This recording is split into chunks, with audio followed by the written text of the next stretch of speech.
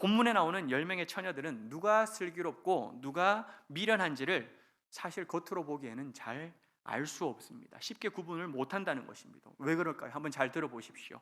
10명 모두가 신부의 들러리로 초대받았습니다. 들러리가 된다는 것은 신부의 가장 친한 친구들입니다. 그리고 이 천국 잔치에 모두가 초대받은 자들이었습니다. 그들 중에 한 명도 빠지지 아니하고 모두가 등불을 들고 예수 그리스도 신랑을 맞이하러 나아갔다는 것입니다. 그리고 다 같이 그들은 신랑을 고대했습니다. 신랑이 빨리 오기를 기다리고 있기도 했지만 신랑의 친구들, 신랑의 일행들도 너무나도 간절하게 기다렸습니다. 왜 그럴까요? 결혼하는 거는 내 친구가 하는 거고 나도 결혼은 해야 될 거 아닙니까? 그러니까 신랑의 친구들도 학수고대하면서 기다렸던 것이지요. 그리고 그렇게 기다리다가 신랑이 늦어지자 어떻게 했습니까? 10명 모두가 똑같이 잠에 들었습니다. 2명만 자고 3명만 자고 4명만 자고 5명은 눈을 부릅뜨고 깨 있었던 것이 아니라 모두 똑같이 잠들었다는 것입니다. 그리고 신랑이 온다는 소식을 들었을 때 여러분 5명만 깼습니까? 5명만 아주 준비를 잘했습니까? 아니었어요.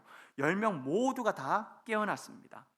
이처럼 겉으로 보기에는 모든 사람들이 똑같아 보였습니다. 그런데 결정적인 차이가 나옵니다. 3절과 4절입니다. 함께 말씀을 읽어보겠습니다.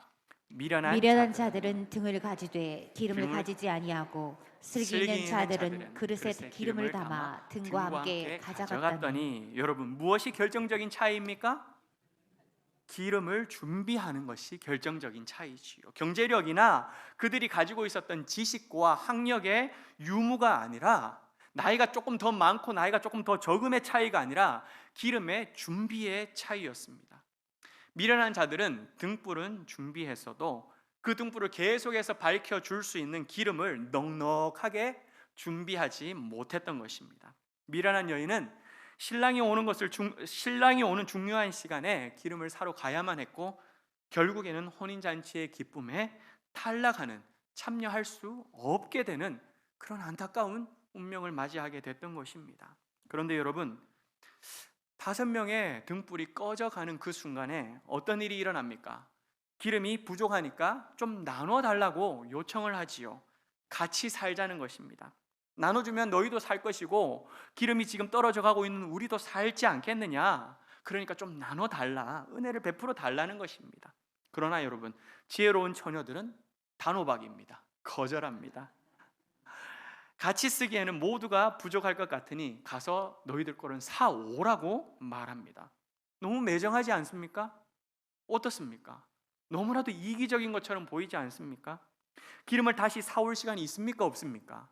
없어요. 지금 신랑이 바로 앞에 오고 있다고 급하게 전보가 도착한 상황이에요. 갔다가 어떤 일이 벌어질지 모릅니다. 너무 급하고 마음은 초조하고 불안한 상황입니다. 이럴 때는 이렇게 하면 될 것 같습니다. 이렇게 해보십시오. 좋은 결과가 있을 것입니다 라고 백날 첫날 좋은 충고를 해주는 것보다 뭐가 더 선을 행하는 것입니까? 기름을 그냥 나눠주는 것, 이것이 최고의 사랑의 표현 아니겠습니까? 야고보서 2장 15절 말씀 여러분 잘 아시겠지요? 형제나 자매가 먹을 것이 없어요. 헐벗고 죽을 지경인데 아이고 평안하세요. 아이고 참 따뜻하게 잘 지내보십시오. 아이고 잘 챙겨 드시고 건강하십시오 라고 여러분 말만 번지르하게 하면서 아무런 도움을 주지 않는다면 그게 도움입니까? 그게 행함이 없는 죽음 아니겠습니까? 이러한 행함이 없는 그런 죽음 믿음, 이것을 야고보는 우리에게 가르쳐 주고 있다는 것입니다. 기름을 나눠 달라고 하면 기름을 나눠주는 것이 살아있는 믿음, 실천하는 믿음이라고 우리는 이 말씀을 보면서 그렇게 생각할 수 있을 것입니다. 하지만 여러분, 하나님께서는 이 여인들에게 야 어떻게 너희들 그렇게 사랑이 없냐라고 혼내시거나 책망한 것이 아니라 지혜롭다라고 칭찬하셨습니다. 지혜 있는 5 여인이라고 이야기를 하셨고, 그리고 혼인잔치의 기쁨에 참여한 사람도 오직 그 5명만 참여할 수가 있었다는 것입니다. 여러분 이상하지 않습니까? 뭔가 이게 말이 되지 않는 것처럼 느껴지지 않으십니까? 그런데 여러분 여기에 아주 중요한 메시지가 담겨 있습니다. 기름은 나누어 쓸 수 없다는 것입니다. 한번 따라해 보겠습니다. 기름은 나누어 쓸 수가 없습니다. 네, 기름은 나누어 쓸 수 없다는 것입니다. 세상에는 나누고 베풀 수 있는 것들이 많이 있습니다. 어느 회장님께서 고향 주민들에게 1억씩 나누어 주었답니다. 기사를 보셨습니까? 우리도 거기 살았어야 되는데 그죠? 그 주소지를 빨리 옮겨 놓고 있었어야 되는데 왜 우리가 그 마음을 몰랐을지 모르겠습니다. 여러분, 회장님이 1억씩을 나눠 주었는데 저도 여러분들에게 1,000원씩 나눠 드릴 수는 있습니다. 계산을 해보니까 10,000원씩은 제가 좀 어려울 것 같고 1,000원씩은 가능할 것 같습니다. 여러분, 이렇게 내가 가지고 있는 것을 나눠줄 수 있습니다. 꿈 많던 24살 대학생이 뇌사 판정을 받고 난 다음에 자신의 장기를 기증하여서 6명을 살리고 하늘나라로 떠났다라고 하는 기사를 읽어보셨습니까? 네, 지난 7월 달에 있었던 일이었습니다. 우리는 심장도 내어줄 수 있습니다. 눈도 나눠줄 수 있고요, 골수도 줄 수 있으며 간도 줄 수 있습니다. 그러나 기름은 나누어 쓸 수 없습니다. 왜 그럴까요? 본문이 말하고 있는 이 기름은 믿음이기 때문입니다. 나와 하나님과 서로 교제하고 있는 그 하나님과의 관계가 이 기름이고, 하나님을 향하여 바라보고 있는 내 신앙이 기름이고, 예수님을 사모하면서 언젠간 오시겠지라고 기대하고 그 예수님을 바라보고 있는 내 마음의 중심이 바로 기름이라는 것입니다. 그렇기 때문에 이 기름은 나누어 쓸 수가 없는 것입니다. 어리석은 처녀들은 이 기름을 준비하지 않았습니다. 왜요? 자기의 기름이 떨어지면 남의 기름을 빌리면 된다라고 생각했기 때문이지요. 하지만 여러분, 내가 예수님을 믿고 구원받는 믿음은 내 자녀들에게도 나누어 줄 수가 없습니다. 내가 의롭다고 칭함받아서 하나님의 양자 되어지는 그 놀라운 은혜의 믿음은, 나를 하나님의 자녀 삼아주는 그 구원의 믿음은 다른 사람에게 빌려줄 수도 없고 반을 나누어서 쪼개줄 수도 없다는 것입니다. 이 어리석은 5 여인은 자기들의 믿음과 남의 믿음을 구분하지 못했어요. 믿음 좋은 사람과 함께 있으면 자신도 그 믿음을 빌려서 구원받을 수 있다고 착각했던 것입니다. 여러분, 우리 어떻습니까? 믿음 좋은 사람들하고 같이 이렇게 교제를 합니다. 같이 찬양을 합니다. 예배를 합니다. 그러면 막 나도 같이 막 은혜가 풍성한 것 같고, 막 내 기쁨이 넘쳐나는 것 같고, 내 믿음이 막 정말 대단한 것 같고, 그런 생각 들지 않습니까? 그런데 그 사람하고 헤어지고 난 다음에 그냥 푹 꺼져버리기도 하고. 왜 그렇습니까?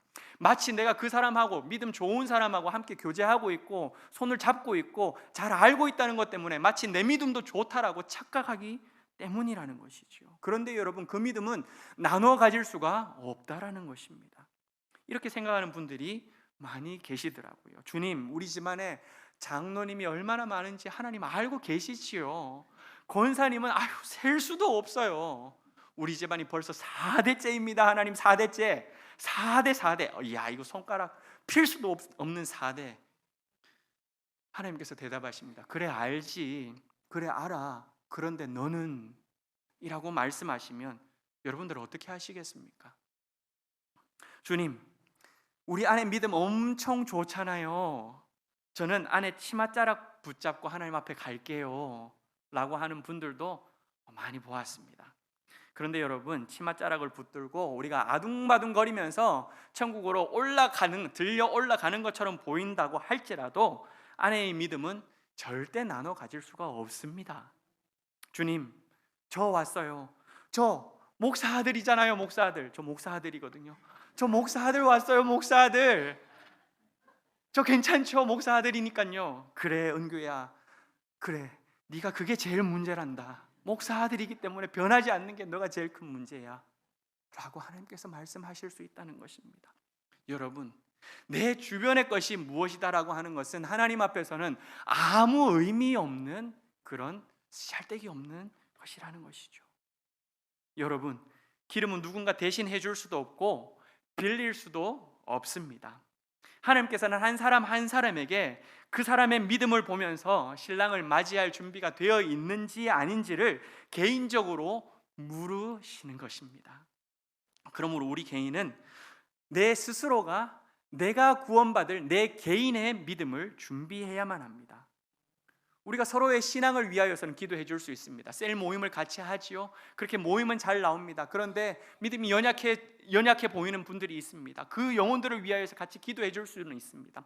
가족 안에서 신앙생활을 잘하고 정말 하나님 오실 그 천국을 바라보면서 그렇게 살아가는 사람도 있습니다. 그런데 주일이고 뭐고 아무 상관없이 하나님과 동떨어지는 사람도 있습니다. 그때에 우리가 그 사람을 위하여서는 눈물로 기도할 수는 있습니다. 그런데 믿음을 대신해 줄 수 있는 사람은 아무도 없기 때문에 마지막 순간에는 오직 나 혼자 하나님 앞에 1대1로 서야 된다는 것이죠.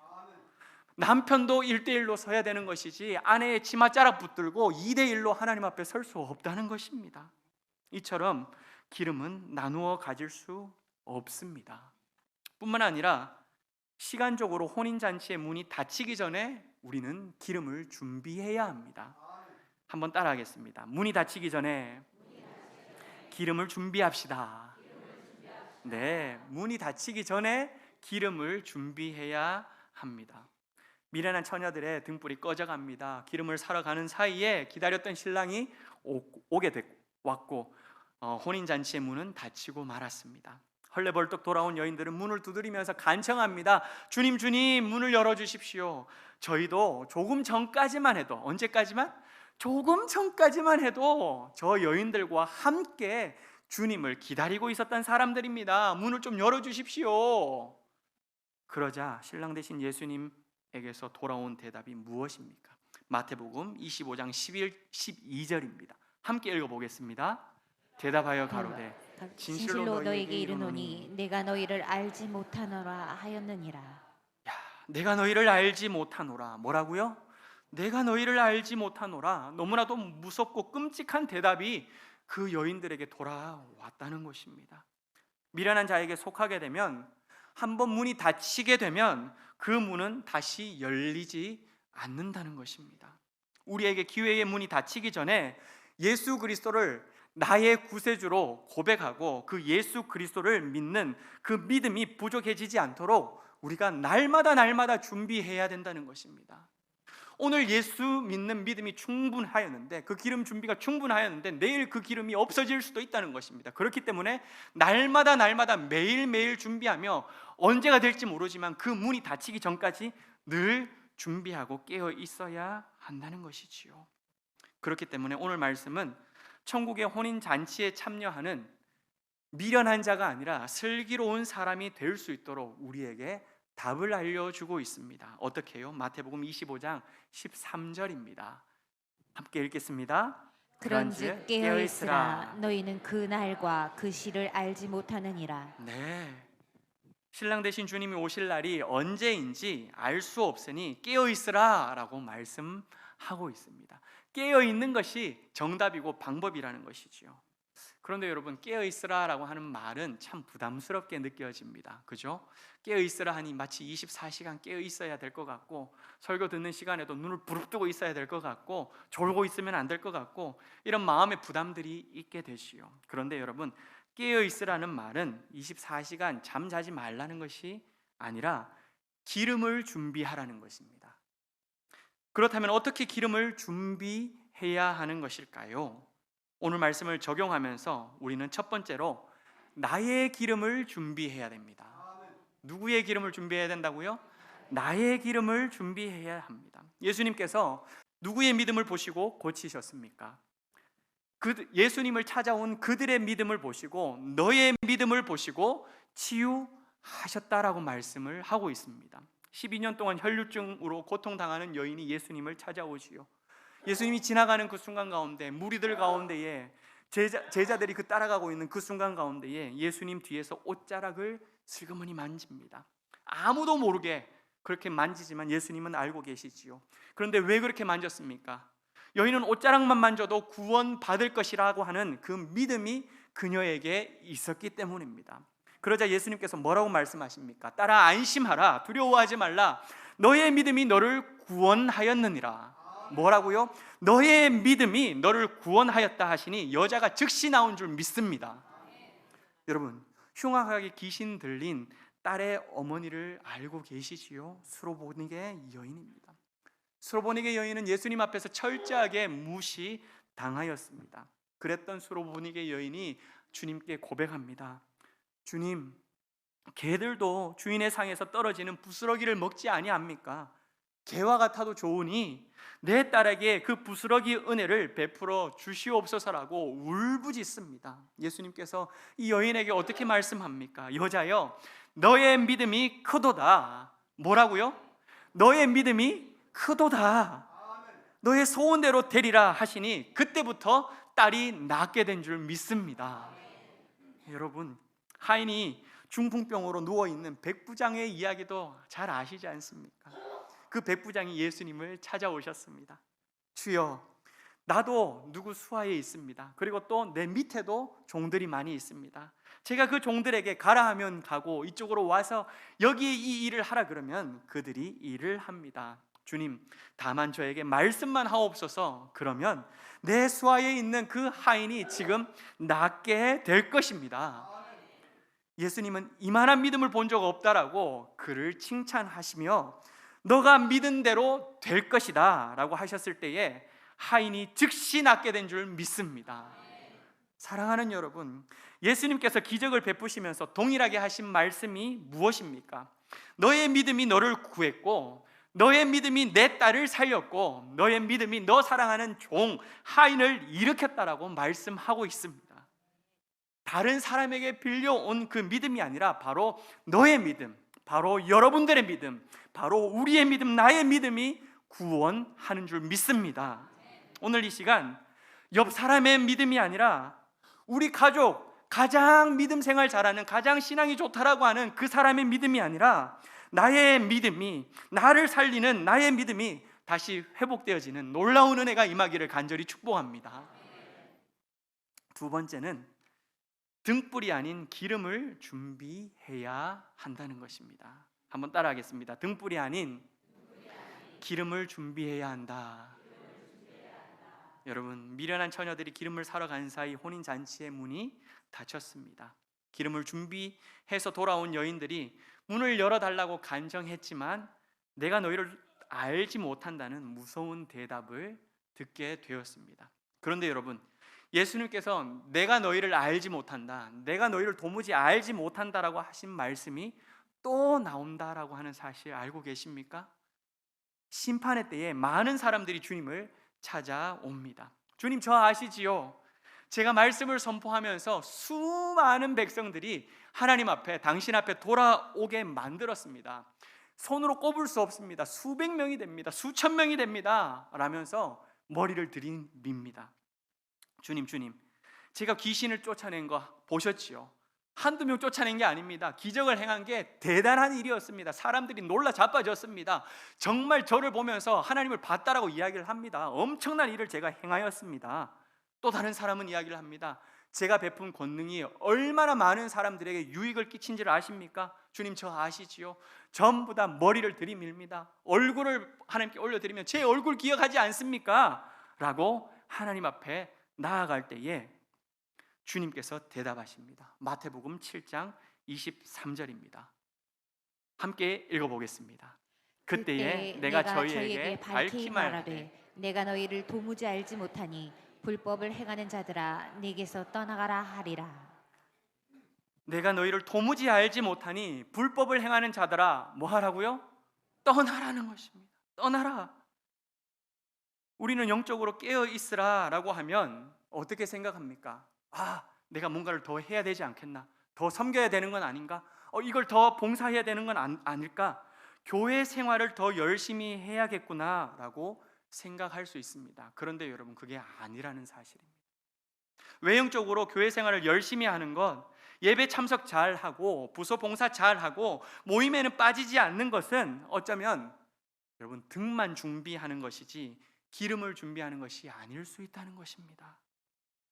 내면의 거룩함을 위해서는 말씀이 내 안에 충만해야 합니다.